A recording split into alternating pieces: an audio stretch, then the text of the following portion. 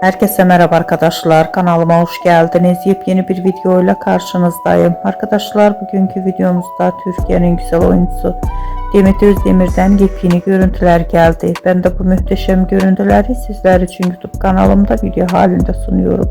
Umarım beğenirsiniz. Arkadaşlar, videomu beğendiyseniz kanalımı izlemeyi ve bildirim butonuna basmayı unutmayın. Şimdilik benden bu kadar olsun. Yeni videomuzda görüşmek üzere. Hoşça kalın.